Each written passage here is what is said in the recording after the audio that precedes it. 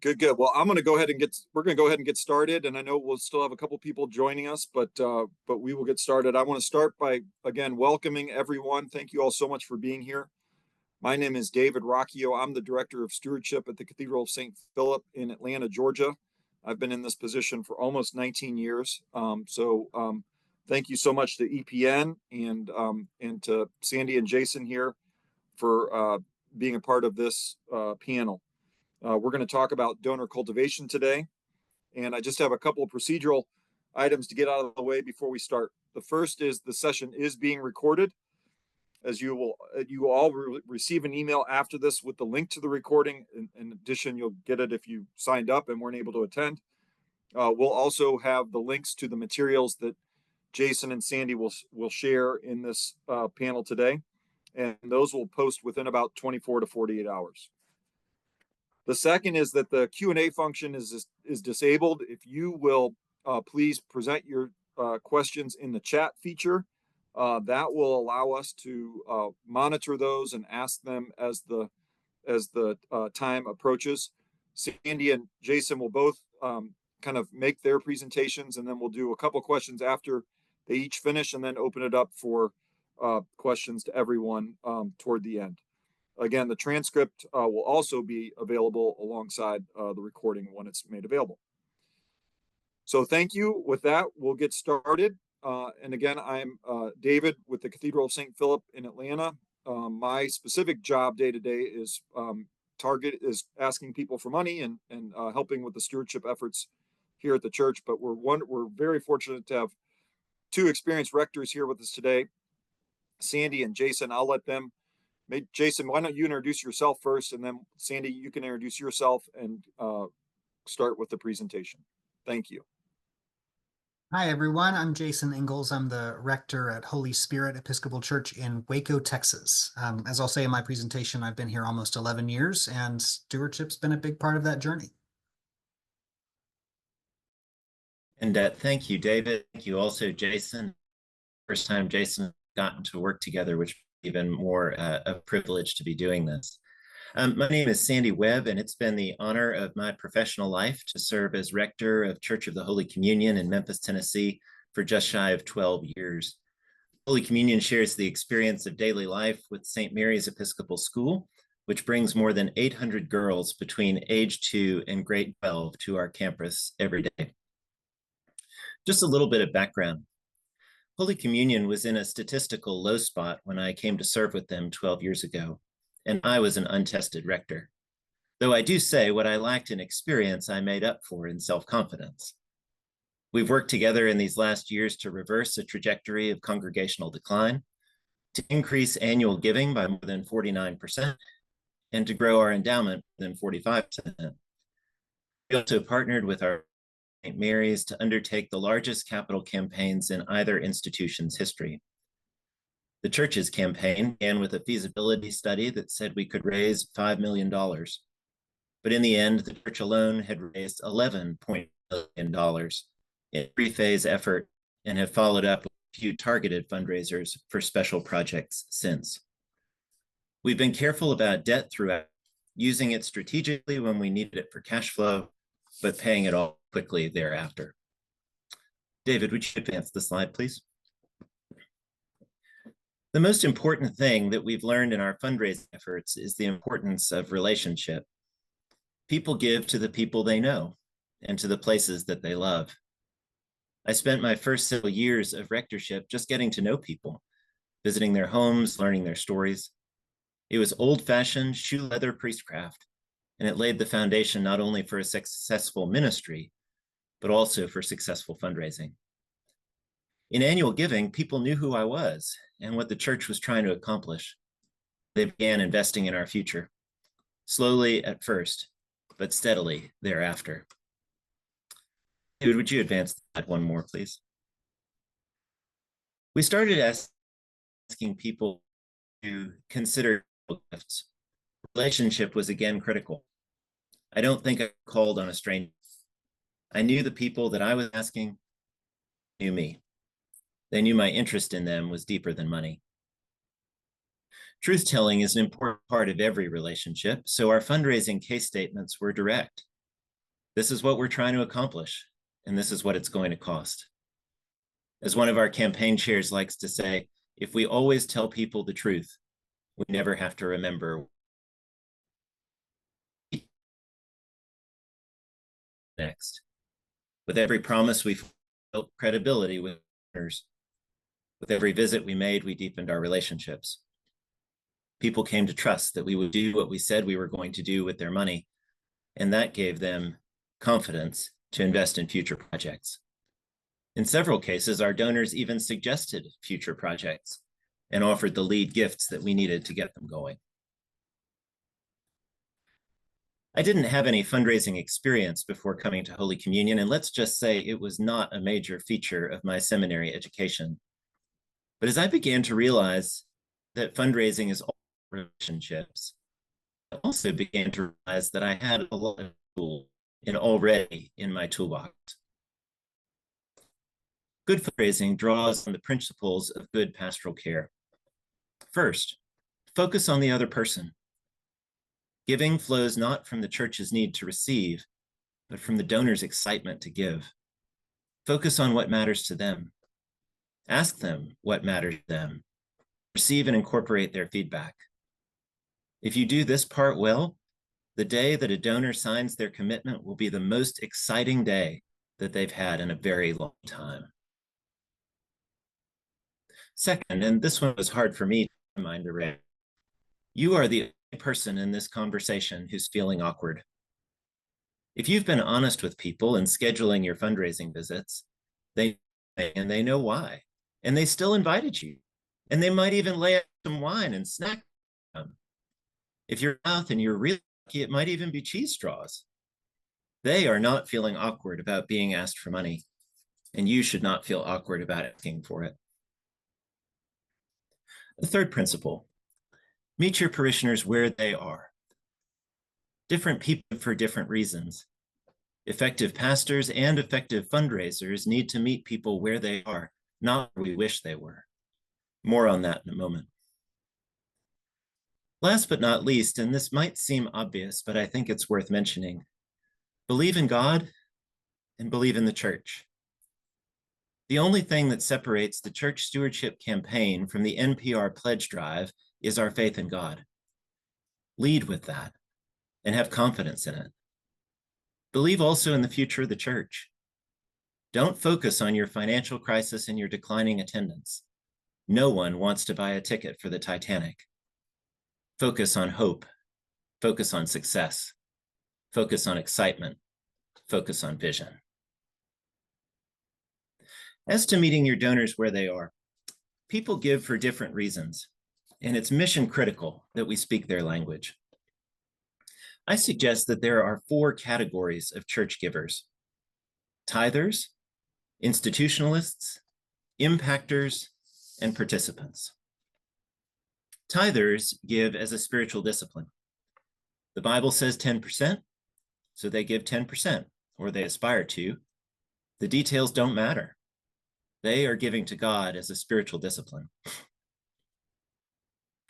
Institutionalists, by contrast, give because they believe in the role that the church plays in the community. These people are glad for their gifts to pay for the electric bill or to cover payroll, because that's what the institution needs to survive and to thrive. Impactors want to see results. If I give you $500, how many people will you feed with it? How many children will you educate? And lastly, participators give because they want to be a part of the community, but they aren't really moved to do much more. They use small amounts, round numbers. I once found myself talking with a tither about the need to grow the endowment in order to ensure our long-run sustainability. I might as well have been speaking a different language. Similarly, I once asked an institutionalist to thrive. The results were similar. As I've come to see it, the key to church fundraising is being in relationship with the people we are asking for money and in speaking to them in a language that they will understand. Is there room to move people from one category of giver to another? Absolutely. But over time. We don't start there. So where do we start? Let's say that you've listened to everything I've said thus far and you find it thoroughly inspirational. Remember what I said about self-confidence at the beginning. I'm sure you do. But let's also say that you just don't know where to start. Let's say that your church is in numerical and financial decline and you need to shore up your budget. Here's what we did when we were in that situation. In 2013, we took a small amount of cash from our reserves and established what we called the Audacity Fund. In our case, the amount was about $7,500, but it could have been more or less if our circumstances had been different. The Audacity Fund existed for the purpose of supporting special projects. When someone came up with a new idea that could push the church forward, the Audacity Fund provided the money. There were two rules. The Audacity Fund would not provide for anything that we had ever done before. And every Audacity Fund project had to be as big and as bold as we could possibly manage. Over the years, the Audacity Fund supported a concert on our front lawn, a festival of 3 sacred arts, and an urban outreach weekend. We expected that each Audacity Fund project would inject energy into the congregation, and they did. What we didn't expect was that people would start sending unsolicited gifts to the church office in the effort to replenish the fund.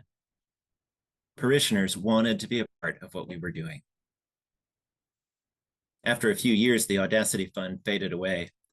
It had accomplished its purpose, which was to shift from a mindset of scarcity to a mindset of abundance, from a mindset of limitation to a mindset of possibility. The Audacity Fund was our first deposit in the bank of credibility. It let our parishioners know that we were serious, that we would do what we said we would do with the money that they gave us, and the church was once again a worthy charitable investment. David, if you would advance the slide. In closing, my 3 major takeaways about church fundraising are these. Be authentic in relationship, speak the language of your people, and be excited about what your church is doing. These 3 strategies, combined with a measure of blessing from the Holy Spirit, have made all the difference for us, and I suspect they will for you as well. I look forward to our ongoing conversation.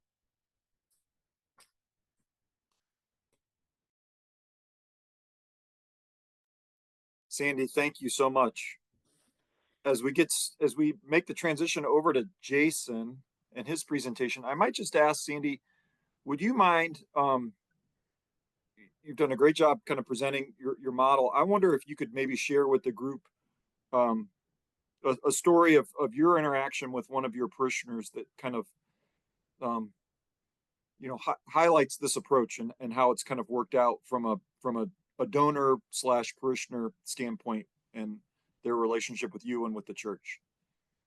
Yeah, one story leaps to mind, and it was for a project that we were working on last summer. So after the capital campaign had all been settled, and we were redoing the front garden in the church, and we went to call on a parishioner who I knew really cared about this project, and she really wanted to see it succeed and had been talking about it for a number of years.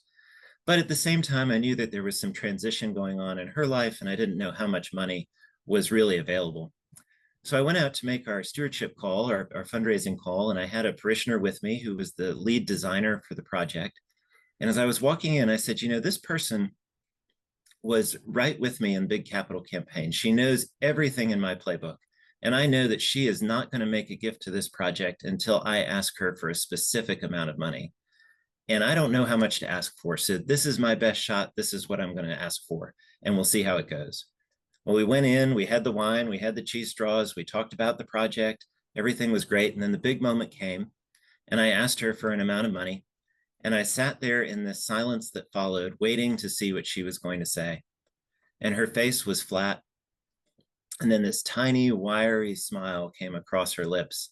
And she said, "Sandy, you didn't ask for enough, but I'll give it to you anyway." I knew what she wanted, and she knew me, and she knew my strategies, and the project was a resounding success with her really wonderful gift. Well, Yeah, that just really kind of speaks to the relationship that you built with her over time for sure. Couple of questions from the chat. Have you added any other funding projects since the Audacity Fund? This is from Mark Sezin. And how did you introduce those? And then I'll just add this really quickly from Rebecca Miller as well. She says, thank you for sharing. Where did you get the idea for the Audacity Fund, and how did you pitch it to vestries and leaders in the church? Did you have anybody push back? If so, how did you reframe it? Sure. So in response to the first question, what we learned in the Audacity Fund is that money has a way of flowing. And once we had gotten the congregation out of the perspective of we've got to hunker down, we've got to pull back, we've got to restrict our spending because our giving is down. Once we got the congregation into a more of a position of abundance, different things started to flow. The Audacity Fund, we didn't do anything similar to that later, but we have had investments in the building, we've had investments in the endowment, we've had investments in specific programs and projects. And what the fund sought to do is just kind of loosen things up. As to how to pitch it, that's exactly how I would pitch it. And just say to a congregation, particularly one like we were, numerical decline both in people and in dollars. We will not grow if what we're focused on is what we lack. We won't grow if what we're doing is looking backwards, saying, this is what we used to have that we don't have anymore. We have to look forward. And the key with the Audacity Fund was to take an amount of money that wasn't going to kill us, right? So $7,500 for where we were was something that we had to think about and had to do, but that wasn't going to sink us. And we just said, this is our investment capital, for lack of a better phrase. This is what we're going to use to get the energy back. And it was successful. In the links that I shared on my last slide and that we'll get out to you, I wrote an article for Vital Practices with the Episcopal Church Foundation about the Audacity Fund a few years ago. And that article is linked on the last slide of my deck. Excellent. No, that reminds me of in science class in college, learning about chemical reactions, and that, the Audacity Fund was almost a catalyst for a chemical reaction that could all kind of maybe happen on its own, but introducing the Audacity Fund really kind of catalyzed a different perception of giving at your church. So kudos to you all. I'm going to share now Jason's slide, and I know there's a couple more questions still in the chat. We're going to get to them, I promise. But I'm going to let Jason go ahead and start his presentation. I'm recording these questions, and we will have a chance to kind of answer these kind of globally here toward the end. Jason, please. All right. Thank you, David. And thank you, Sandy. That was inspiring. I am so grateful for that. I'm talking today about developing partners and not patrons. And this comes from, and I think we've all been here, right? Many of us are rectors or involved in institutions, and we are just inundated with financial appeals. We have letters and emails. I got off a phone call with someone asking for money about 20 minutes ago. And I don't know about y'all, but there is a tension that crawls up the back of my neck as I think about fundraising. As I was preparing this conversation, I was thinking that it probably should be called post-traumatic fundraising syndrome. There is something really deeply hard about fundraising for me, and I know about for all of us too. And I'm sorry, David, would you push forward, please?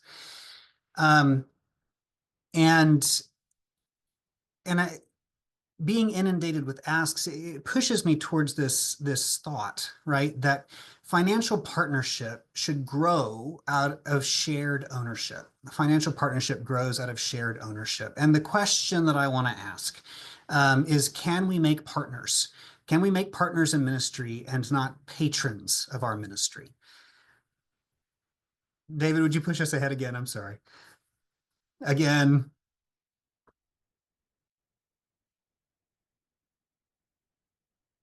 Okay, I think that's good. Yes, one back. I am a very tired fundraiser, but we're getting there.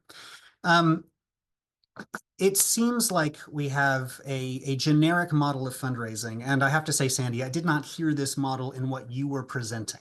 Okay, but there is kind of a generic model of fundraising that I think about as kind of a patronage model of fundraising. And it has to do with thank you notes, and it has to do with paying special attention to major donors. It has to do with all the tricks and the trades of the things that work in fundraising outside of our doors. But the thing that I've found and I've struggled with over the years is that it also kind of leads to a sense of power over the ministry in a way that's unhelpful. It creates this power imbalance. Creates the possibility for threats of monetary withdrawal from a ministry, and it feels awful. And I don't know how many of you have gotten here, but I've been guilty of having the thought, is what I'm about to do going to alienate money? You notice how the word there is money and not people. Right? This idea that we have to work to raise money creates this issue that I have deep down. Because I thought we were supposed to create partners in ministry and not patrons of it. Now, the patron model is the lingua franca of fundraising, so it might be efficient for some, but does it actually get us where we want to go? So now on to the next slide, David. Hi, I'm Jason, and I'm a very tired fundraiser. Fundraising, I mean, I started out in fundraising right out of seminary. I did undergraduate, I did seminary, I went into a campus ministry where I had to raise my own funds. And over the course of 3 years, I never balanced my budget. It was really painful. And then when I was hearing a call to enter discernment for the ministry in the Episcopal Church, a family that gave 10% of my total budget decided to withdraw that funding because they could not support the vocational path that I was taking. So you can see post-traumatic fundraising syndrome. But then after going back to seminary again, since I didn't go to seminary the first time as an Episcopalian, my wife and I moved to England, and I did fundraising for an Anglican theological college. I arrive, and there is a capital campaign going on that has already failed. It would take us another 4 years before we could admit that. Throughout this, I got people use this language of partners in ministry with me, that we're developing partners in ministry through funding. And the language always felt wrong because of the way we were raising this money.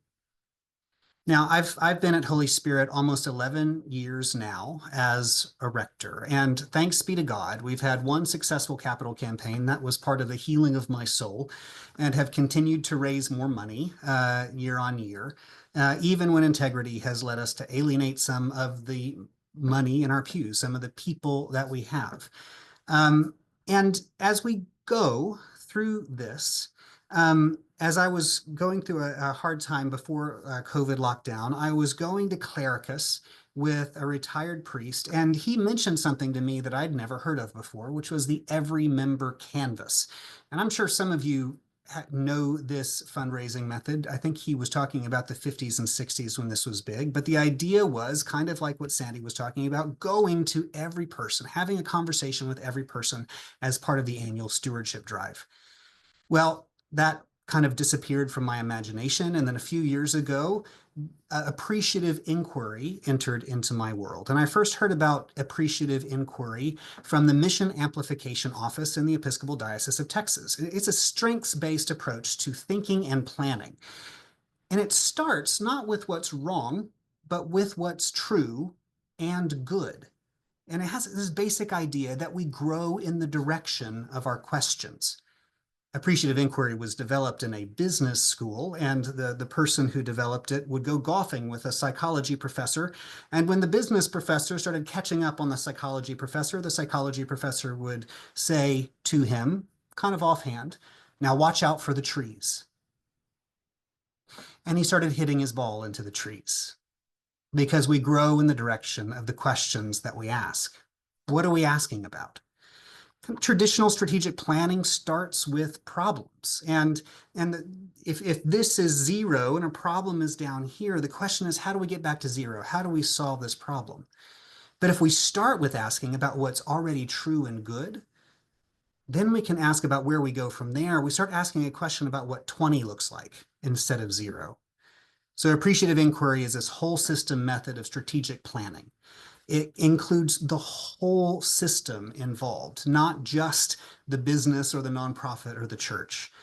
So a pesticide company wanted to become environmentally responsible. And so they hosted a whole system 3-day summit, which included representatives from every one of their departments. There were hundreds of people there, but it also included as equal members in the summit, met parts of their supply chain, vendors, customers, and at least one person who was a local organic farmer who was directly affected by their plants.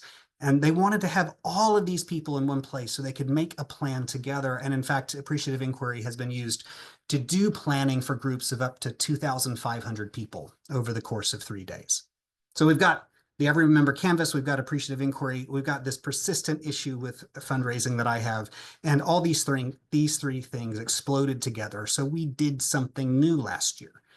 We conducted a whole system Appreciative Inquiry planning process that rolled stewardship right into it.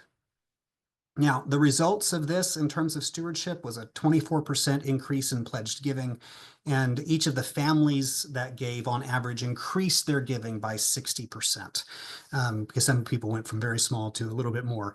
And so I want to ask, like, what if we updated the Every Member Canvas? What if we included something like Appreciative Inquiry? What if we moved ahead in a different way? And if we did that, we would go through 3 steps, I think. And the first would be number 1, to find our strengths. We do this, Appreciative Inquiry does this through appreciative interviewing. So we started with vestry, we continued interviewing leaders, and then we went to the whole congregation with the goal of interviewing everyone. And there are 5 basic Appreciative Inquiry questions. So like, what is a high point? Where have you felt most alive and engaged at Holy Spirit? Without being modest, what are you bringing? What skills and value and gifts are you bringing? What are the core factors that make Holy Spirit what it is, and without which we lose who we are? The long, deep sleep question, which is one of my favorites, which is, imagine you fall into a long, deep sleep and you wake up and everything as it is as it should be, not just the church, but everything around. What does that look like? And then finally, the clincher. Okay, based on all of this, what 3 wishes do you have for Holy Spirit in the coming year? The amount of energy that came out of these interviews was infectious. And one of the things that was great about that is that after asking people what their 3 wishes were, we were then able to hand them a ministry commitment, one that gave them the opportunity to commit to prayer, to commit their gifts, their gifts of their head, heart, hands, their human connections. And of course, in this context, the gifts of a pledge. And each of these were mail merged with percentage increases based on previous pledges. What was great for me with where I've come from is that I was able to get excited with someone about how God was prompting them in this community. And then I was able to hand them something and step out of the room.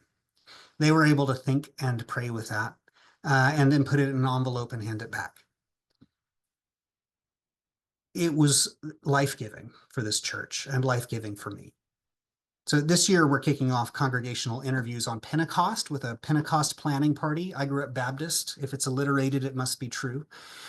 Where we're hoping to engage as many people in the process as possible and then do more one-on-one interviews for the people who can't be a part of that. So number 1 is find your strengths. Number 2 is include your community. We do this in a planning summit. Now, full-scale Appreciative Inquiry, where you are the employer and you can get everyone to come, you get everyone there for 3 full business days. You do the whole thing all at once. For us, the interview part of that, the finding our strengths part, is done in these interviews that happened before, but the planning summit we did last year in 4 hours. And I think this year we might get a couple more hours, but 4 hours last year, a time of focused dreaming, brainstorming, and planning around the ministry areas identified in those congregational interviews. And we were able to invite representatives from local nonprofits to be a part of this conversation as equal partners. This year, we're hoping to have representatives from our county, our city, school district, and our community college. And at the end of including your community in this summit, you end up with a lot of data that has to be collected and consolidated. So that leads to the third thing, which is to work it through. So for us, all of this data went into our staff, our regular rhythm of staff annual planning. So at Holy Spirit, we use the entrepreneurial operating system from the book Traction by Gino Wickman. That's a way of just making sure that we have the right conversations at the right time, and that when we set goals, they're broken up into little quarterly pieces of work that we can tick off through the year. From that came the budget. From that came recruiting for ministries. And so we found our strengths, we included our community, and we worked it through, and it worked so well that we're doing it again this year. But it's a big ask. It takes some time. And one of the things that I like is that it puts two things together that often felt to me very separate. But what can we do to start working some of this into our own lives? Well, I think we can start asking the questions, what's going well, and how can we do even better next time? Again, we grow in the direction of our questions. We just had a congregational meeting last Sunday, and the first question was, what went well? And we collect those things, we celebrate it. And then the next question was, how can we do even better next time? And we collected those things and put them in a place where we can find them later. If we start asking these questions, if we start building systems, appreciative systems that move us forward as congregations, then I think we really can develop financial partners and community partners and develop a vision that's validated on day one. There's no communications lag because just about everyone was in the room when it happened. When it comes to stewardship, there's not that same kind of asking involved, an integrated part of the ministry. It becomes an integrated part of the ministry that we are doing together. So financial partnership, as Sandy said, as I think is the healthy way of thinking about stewardship, financial partnership grows out of shared ownership. So I invite you all to start asking the questions. What's going well? And how can we do even better next time? Thank you. Thank you, Jason. That was great. I might kind of put you in the same spot I put Sandy a few minutes ago, and just if you could maybe share kind of a donor story where as that kind of illustrates just this great approach of appreciative inquiry and the results it means financially for the parish or your relationship with that parishioner. This is a great question, David. We had a first-time donor last year going through this process and moved to town, involved in the parish. And they were drawn into this process, did the interview. I think they probably had this number in mind, Sandy. I didn't ask for enough. I think they had this number in mind before I sat down with them. But I walked out of the room, and when the card was checked later, it was a first-time gift for the year of $30,000, which, as far as I know, is the largest gift that Holy Spirit's ever received on an annual basis. I think for me, when we're talking about we're getting on board with the same vision, it's not even asking anymore. It's just, this is something that we all want. So this is what I'm willing to pitch in. What are you willing to pitch in? And how are we going to do this together? Super, super. I would encourage everybody, again, if you could post your questions in the chat, we will try to address them as we go. I'm going to kind of open it back up to both Jason and Sandy as we have questions come along here. One question was about face-to-face asks. Do you all use that as a part of your stewardship campaigning, whether it's on the annual fund, it's certainly probably in capital funds or special projects, but how do you all what do you all think about that? What is your approach to that? Is it do you do it? Do you have staff members that do it? Do you have vestry members that do it? What is your kind of parish approach to that in your settings? That great question was asked by someone who was in seminary with me. Hello, Robert. I'm so glad to be sharing this moment with you. We don't do a lot of that with annual campaign. We do a huge amount of it when we're doing capital fundraising. Though I started to see some experimentation in other places with joining together capital and annual, such that you're asking for one gift. What I will say is something that I've encountered a few times with newer members of the church, people who may not have sort of experience with church giving, is I don't know where to start. And they don't want to be, they don't want to find themselves being our largest giver as they're brand new folks, although Jason had that experience. And they also don't want to find themselves kind of behind their peers, even though we certainly don't publish that number. And the language that I've used with some of them is that your church gift should be one that you feel. So if it is the sort of gift that you can write on your check pad and kind of forget about and never come back to and can't remember whether you paid it or not, that's probably too little. And if you're just getting started with giving and you're giving so much that you have to think about whether you can afford the necessities of your life, you're probably giving too much. But what we need to aim for is a gift that we feel. And that's been a useful metric, particularly for some of our larger capacity donors to regulate where they want to be in the system. I'll just share a personal anecdote. We have our largest pledger, annual pledger to the cathedral. Every couple times a year, he'll ask me, "Now, what did I pledge?" And I always like, "Oh, darn it, he's not giving enough." He needs to know what that number is. He needs to feel it. Thank you, Sandy.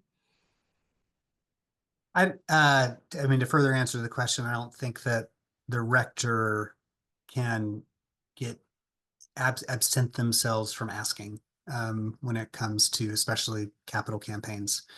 When it comes to our work that we did last year and we're doing this year, is I spearheaded it last year, but the mission team of our vestry is spearheading this Pentecost planning process this year.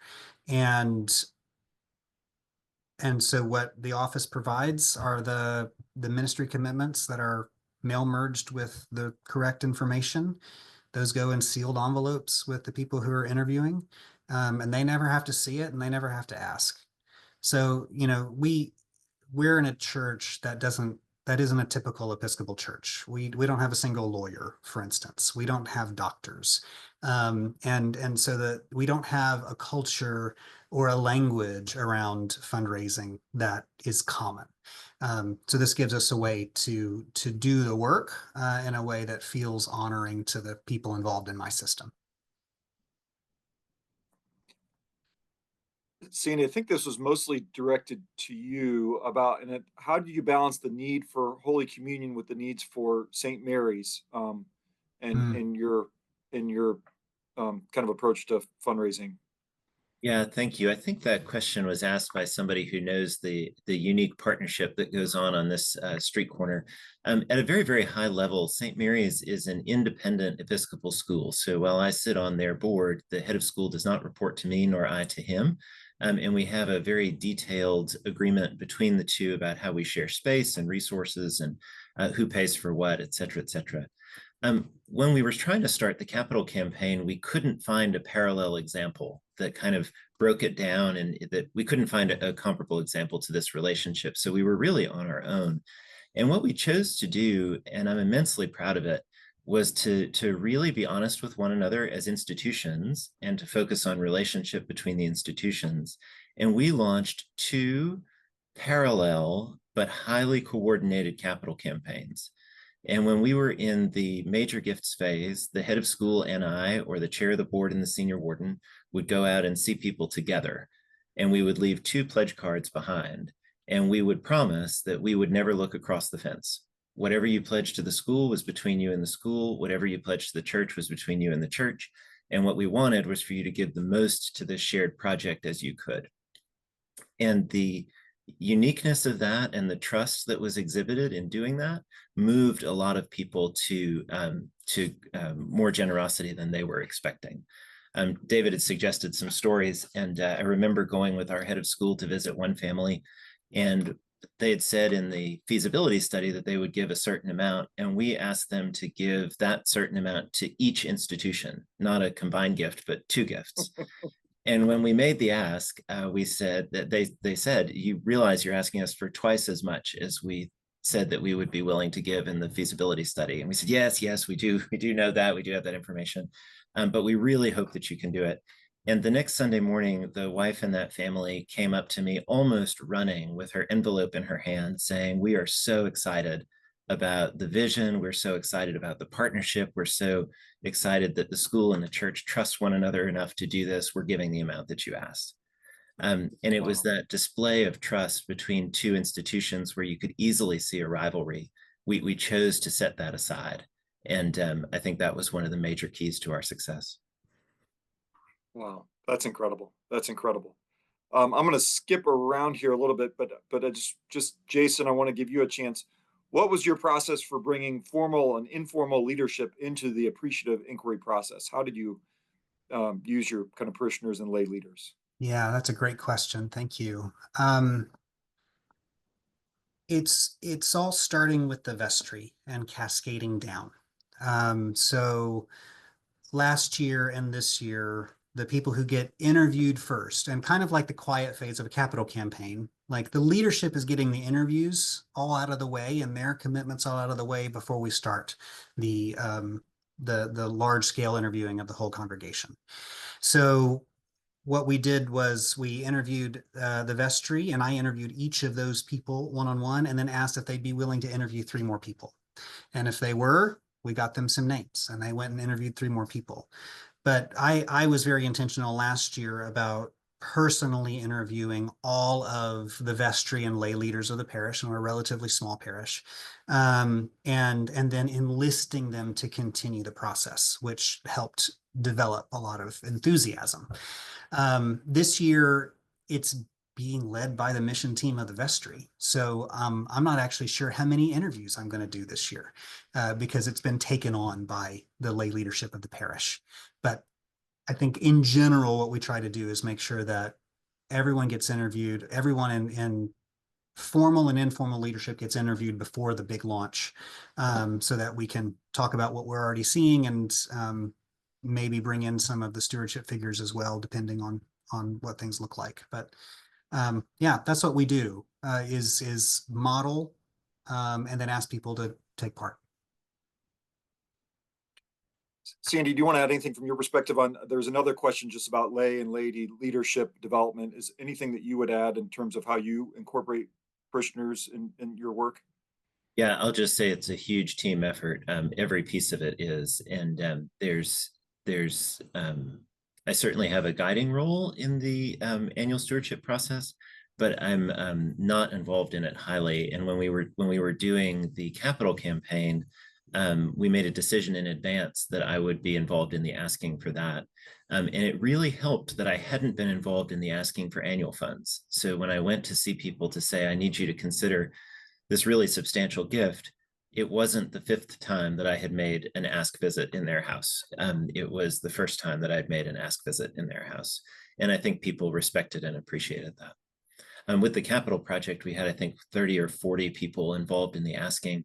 With the annual campaign, it's usually 5 or 6, but a lot of lay leadership with some guidance from me.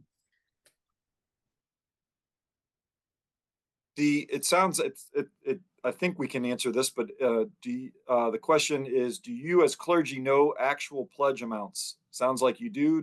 What does that impact, if anything? I'll yield to Jason first.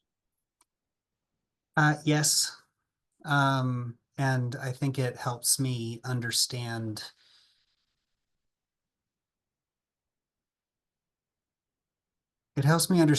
what's actually true about I mean, I run a church that is also a medium-sized nonprofit, and it would be negligent for the head of a medium-sized nonprofit to not have that information as they were doing their work. And I personally believe it would be negligent for me not to have that information. And it is never meant that I treat people who give more differently. They don't get more hospital visits, nothing like that. But it just gives me context for the kind of conversation that I'm entering at any given point in time. And honestly, I tend to know what's going on during that part of the year and then promptly forget it, just like I forget everything that happens in the confessional. I affirm everything that my colleague from Texas has said. I don't know how I would do this job without that information. In seminary, they said, well, if you know that information, then you'll treat people differently. And my response to that is, I'm a better priest than that. There's all kinds of ways that I have to self-differentiate. There's all kinds of ways that I have to compartmentalize information. And as Jason said, I rather than saying I know what the pledges are, I think it would be more accurate to say I have access to that information, because that is not information that lives in my brain. It's information that I use when I need it and then put it aside. Completely agree. I'm going to ask a question of my own that's not necessarily in the chat right now, but how do you all kind of, you've got a million things going on at running, complex organizations.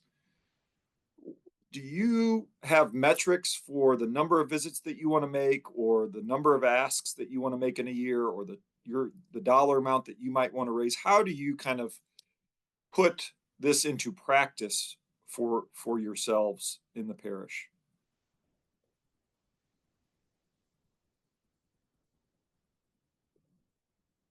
Jason, please. I was just about to say, David, that's a really good question. And when we did a capital campaign, that was 2016, so it's been a while.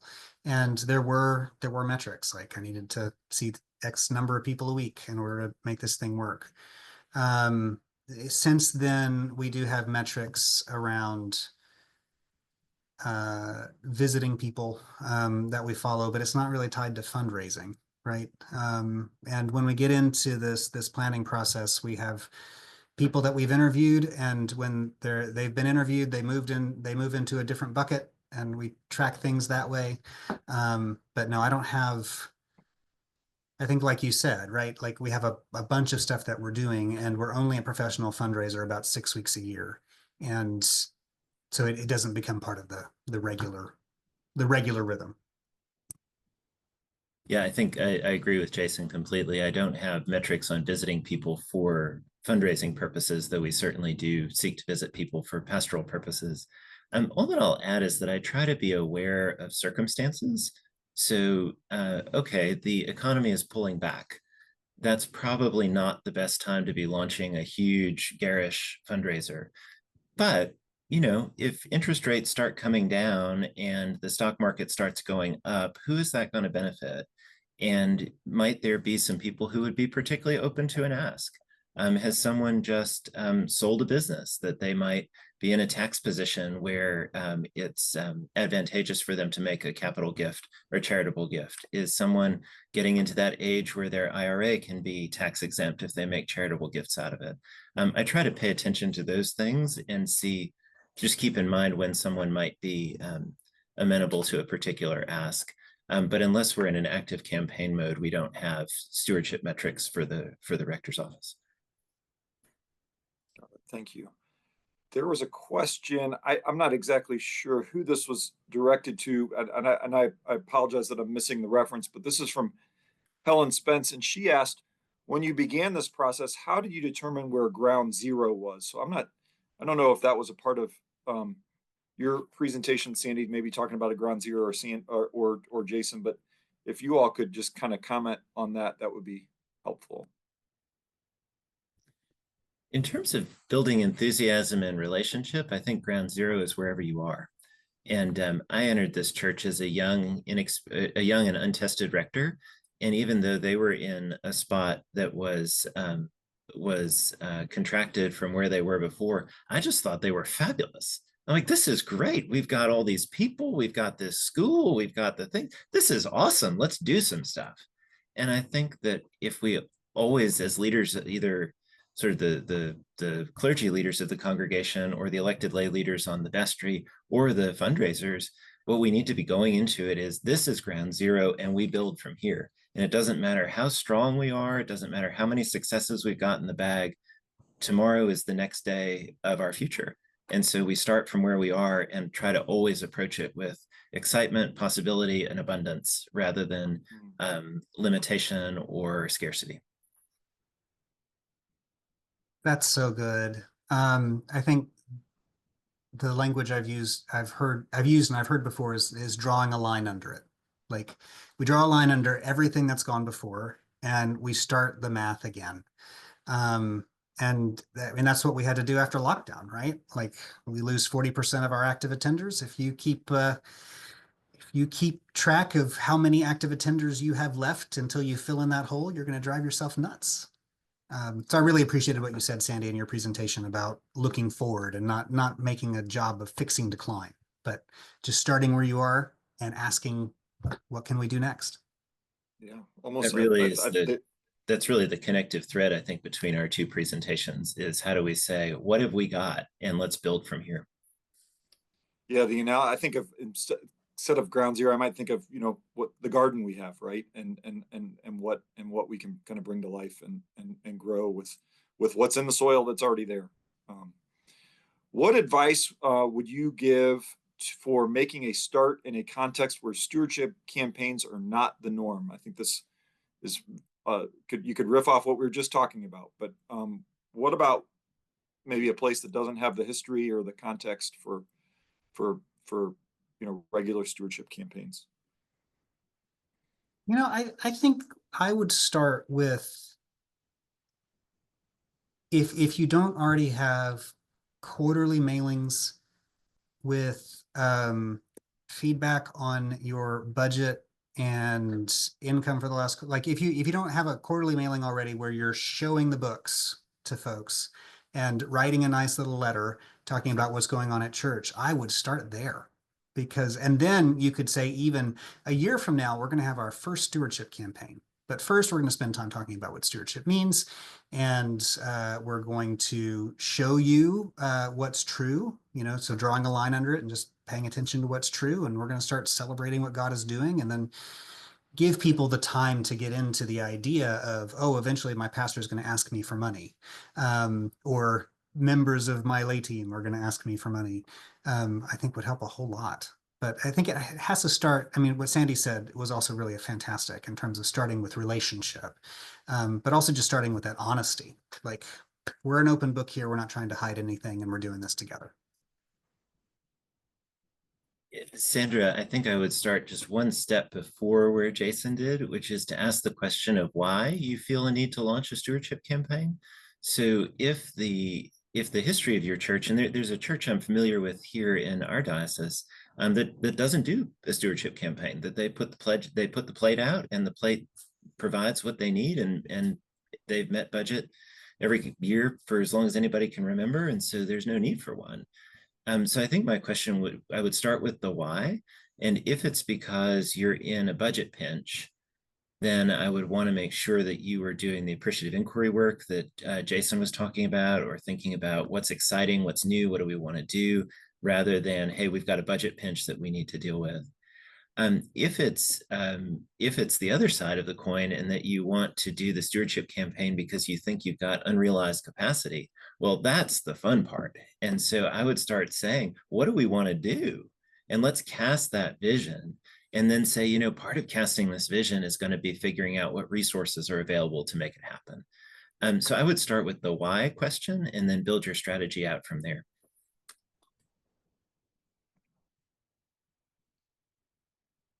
We have a question. It's really more of a request to try to send out something that shows what these kind of quarterly communications look like.